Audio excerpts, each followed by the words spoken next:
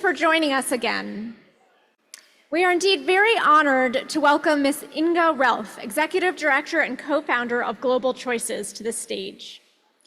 Inge has held executive roles in business, international development, and diplomacy, and is known as an insightful risk strategist and policy innovator, advising governments and the Vatican, and as a policy advisor for the elders during the Paris and SDG agreements. Board roles include Womankind Worldwide, the London Chamber of Commerce, and Responsible Finance and Investment Foundation, taking an Islamic finance lens to ESG. Passionate about climate justice, she is currently the executive director and co-founder of GlobalChoices, a foundation focused on climate risk, prioritizing the protection of the Central Arctic Ocean ice. Female-led and genuinely intergenerational, GlobalChoices mentors a global network of young women climate leaders. Inge agrees with Plutarch that the most effective tool to change our outer reality is that which we achieve inwardly. Ladies and gentlemen, please welcome Inge Relph.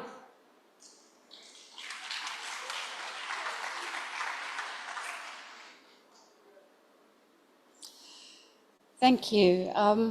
Assalamu alaikum. Excellencies, ladies and gentlemen, good morning. And thank you, Tantri, can you hear me? Is that clear enough? Right?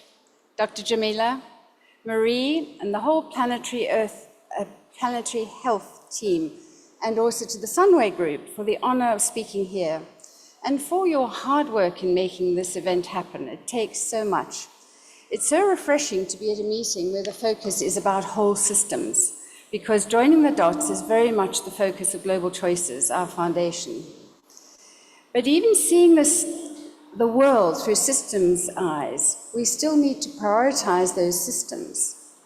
You know that game of, if your house is on fire, what will you save? Well, I hope by the end of my talk you will see why we need to put focus on protecting and saving the cryosphere, the Arctic in particular. And it's largely a factor of time and also of breadth of impact. The Finnish president said, if we lose the Arctic, we lose the world. And it took 16 years to get the recent BBNJ treaty across the line. Sorry. There we go. Thank you. Is that better? And will take probably another 5 years to operationalize it. And time is something we don't have. And we tend to cling to 1.5 as a life raft. But in reality, I think the next 10 years are going to be one heck of a bumpy ride before things get better. So here we are, sitting in the heat of Malaysia, and the Arctic may seem incredibly remote. A frozen bit of the ocean, up there somewhere, largely of interest to scientists and intrepid explorers. Yet it makes its presence felt whether we like it or not, and it has critical impact to planetary health. Much as I like these, I didn't ever imagine I would be fighting to protect the Arctic. As you heard, I come from a corporate strategy background, and really this is about a critical strategic gap in our understanding of climate risk. And rather than be place-based, we need to reframe the Arctic and see it as with a whole systems lens, because attribution science is increasingly understanding how the cryosphere is now not just a victim of climate change, but also a driver of climate change. And the impacts are not only local, but global. In reality, we are all ice-dependent species. And confronting reality is one of the themes here at WAM, and this is the reality today. Polar bears have lost the ice literally under them and are unable to hunt. In Antarctica, colonies of penguins are breeding because of the warmth, and yet many of them will die because the oceans around them are warming and their food sources are pushing up north. Folks, we are watching an entire apex system going extinct on our watch. The aha moment for me was, once it's lost, it's pretty much irrecoverable in our lifetime. We can't plant ice. And this graph shows, as ever, that the main cause is emissions. We are still going wrong direction with the ppms. I think we're at about 424, despite all our efforts, and the ice loss is almost a direct correlate.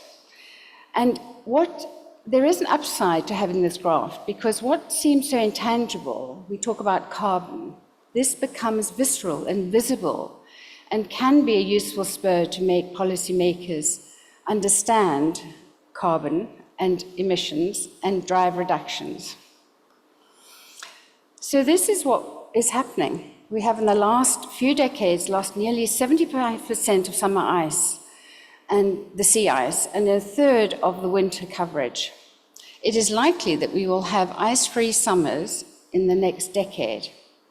And let me just clarify, we're talking here about the Central Arctic Ocean ice. It's an ice shield. It's a global commons that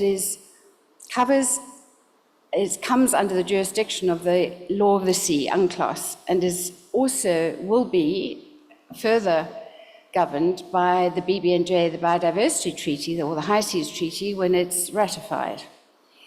And when understood in its true global context, the impact of the loss of the Central Arctic ice shield has relevance, yes, to 4 million Arctic dwellers, but if not more so to those small island states, those mid-latitudes. The small island states will be underwater, and we have to also consider how their voices get brought into this discussion.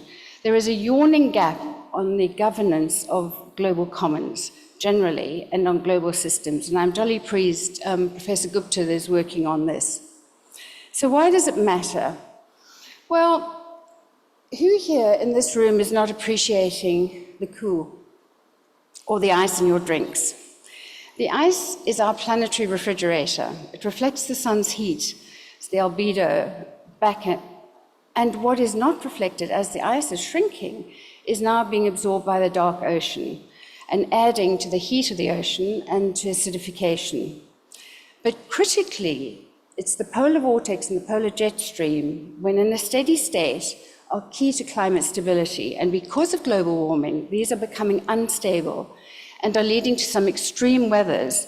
For instance, a couple of weeks ago, there was a big freeze in California. Yesterday, there was more than a year's worth of rain in the UAE. So these extremes and unpredictable patterns are becoming much more normative. And the third globe shows how Antarctica is connected to the Arctic and how to keep the planet healthy, it's a bit like our own circulation system. The Gulf Stream brings the warm water north and the cold water south, and it brings nutrients, and it's a beautifully calibrated system. And yet science is seeing that how this system is slowing down and it will have very significant consequences.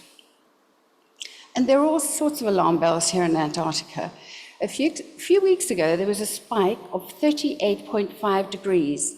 This is in the coldest place on Earth. If that happened in London, it would be putting us over 50 degrees. And it has scientists scratching their heads, checking the instruments. We don't really know, neither do we know why suddenly in the last 3 years there has been massive ice loss in Antarctica. And the thinking is that it's because the warm currents are undermining the ice sheets of Antarctica. And these impacts are exponential and they're also intersectional. Now, we've heard a lot about that. In the interest of time, I'm going to speed up a little bit and just mention, for instance, biodiversity loss. The Arctic has 23,000 unique species, from phytoplankton to whales. It's such a beautifully calibrated system. For instance, Arctic cod lay their eggs under the ice. And just at the time phytoplankton blooms so that it can feed the hatchlings. But now, because the ocean is warming, the bloom comes early, the hatchlings don't have any food. So I think we need to understand the beauty of this system, but also how calibrated it is. And inevitably, it's the poorest and the hardest hit, who are women and children. And it's the injustice of this that really gets my heart. I have worked in conflict zones with women and with children, and I must say, climate change will exacerbate their plight and also that of the indigenous communities. I think it was Martin Luther King who said that injustice anywhere is a threat to justice everywhere. We are caught in an inescapable network of mutuality. Whatever affects one affects us all. So we did a quick simulation of what sea level rise would mean for Malaysia. Now this is, understand, not to scare you too much, we did the very lowest, the Greenland ice sheet, some melting of that. And you can already see in the red where there'll be ingress of seawater, there'll be displacement of people, agriculture will be affected. Likewise, this last year has seen the hottest, I mean, we're breaking records everywhere, but it's seen the hottest ocean temperatures that we have ever encountered. And warming ocean brings huge problems, especially critical to infrastructure, ocean infrastructure like corals. And we are currently underway is a mass bleaching of corals in every ocean.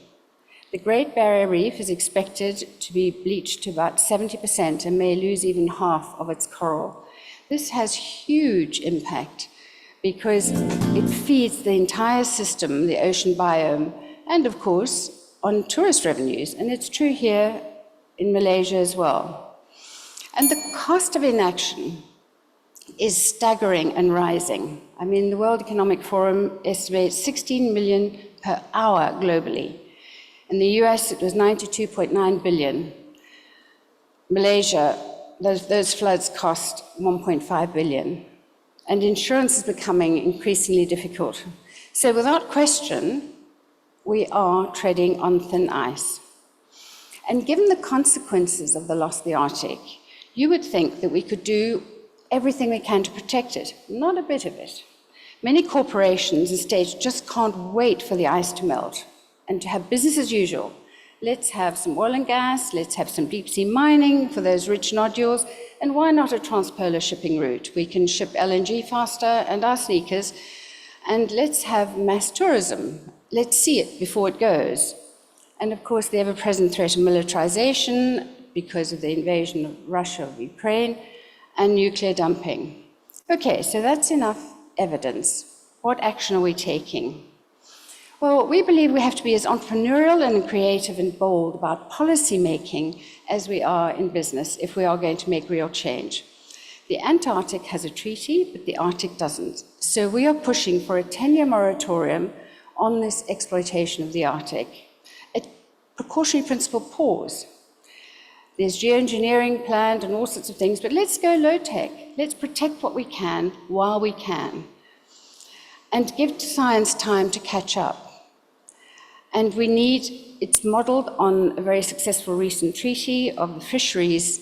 And we want this treaty to be inclusive, much broader, with broad endorsement of states, corporations, NGOs, indigenous people, people of faith, youth, those most affected, should have a voice and a say in protection of this space. And execution needs to be multifaceted and feminine. Why feminine? Well, the Pulitzer Prize winners of the book, The Athena Doctrine, say the feminine is the operating system of 21st century success. And it's present in men and women, and it embodies those qualities of collaboration, of flexibility, of humility, and setting self-interest aside for the common good. And understanding and seeing this, and also the rise of the youth movement, we created the Arctic Angels.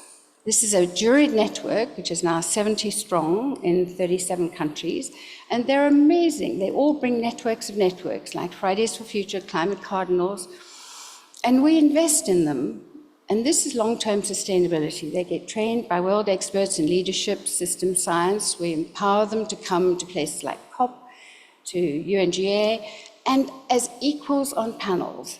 You know, we've had our Arctic Angels with Johan Rockström, Sylvia Earle, Prince Albert, and giving them voice and giving their voice the recognition that it deserves. One of our Arctic Angels has just won investment at the Indian Shark Tank 300,000 applied. They were down to 5, and her app got an investment. And Dr. Zaini, her app can help you calculate your carbon footprint.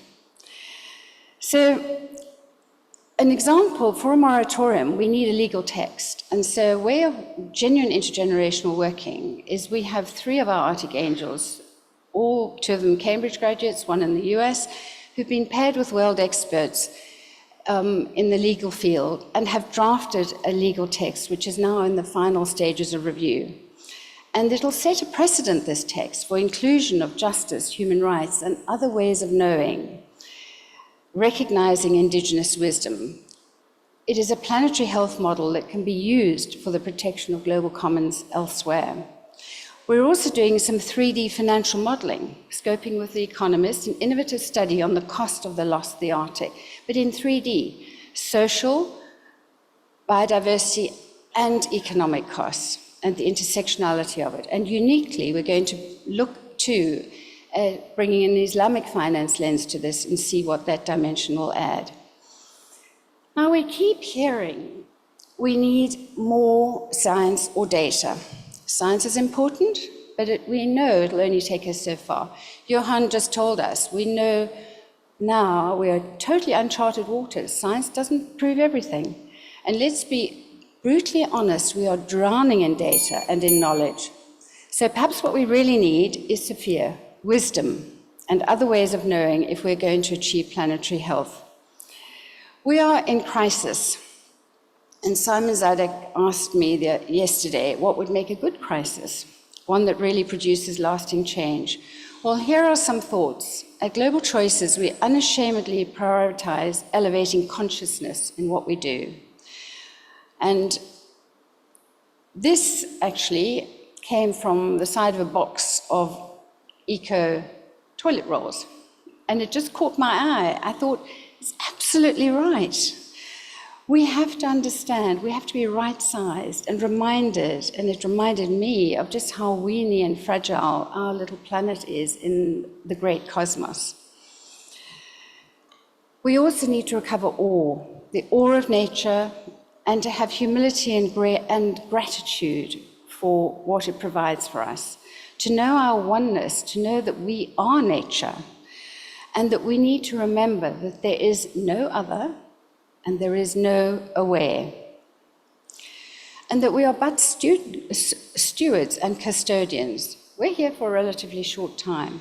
And as we heard in the faith workshops, all faiths encourage us to care for creation. Robert Swan is one of our patrons. He has walked to the North and South Pole. Now, of course, you will no longer be able to walk to the North Pole. But I love what he always says, is the greatest threat to our planet is the idea that someone else will save it. Well, they won't. It's up to us. So our call to action is that here we have a room brimful of connected and talented people. Please collaborate with us to, as Jamila says, push, push, push. Push for this protection of the Arctic, practical things that can help. Push our leaders to radically cut emissions, to ratify this BBNJ, the biodiversity, because that brings many more opportunities for stringent environmental assessment. Endorse the moratorium yourselves, your organizations, if you have connections with states, help us get policymakers. And sign up as Arctic Ice Defenders. There is a page on our website, add your call to the call for protection. Now, I was with a policymaker the other day in the States, and he was sucking his air through his teeth and saying, ooh, a moratorium, it's a very heavy lift. And yeah, it is a heavy lift. But well, given what's at stake, it's got to be worth a try. And I had the great privilege of working for the elders, and Nelson Mandela was the first chair. And being a South African, I lean into this, what he says. It's always impossible until it's done. Now, lastly, if I may, and I know we're almost running out of time, but I would like to just share a few words. I mean, this is all dismal news, but there is lots of good stuff, and we've certainly seen that over these last few days, of wonderful stuff that's being done. So I'd like to share what it is to hope well. And this comes from Václav Havel, who certainly has faced some challenges in his time. To hope well is to be realistic about probabilities, not to succumb to wishful thinking or to be cowed by fear. It is to hold possibilities open. I understand hope above all as a state of mind, not as a state of the world. Either we have hope within us or we don't. It is a dimension of the soul. It is not essentially dependent on some particular observation of the world or estimate of a situation. Hope is not prognostication. It is an orientation of the spirit, an orientation of the heart. It transcends the world that is immediately experienced and is anchored somewhere beyond its horizons. Hope, in this deep and powerful sense, is not the same as joy that brings delight when things are going well, or willingness to invest in enterprises that are obviously destined for success. But rather, it is an ability to work for something because it is intrinsically good. And that, I think, is the hope that we see in this room, the hope of this network, the Planetary Health Alliance, and I think is really our future. So I would like to say to you, when next you walk into a cool room and appreciate that, or hear the clink of an ice cube in your drink, please think about the Arctic, and please help us defend it. And here are some QR codes that can help you to do that. And thank you for your attention.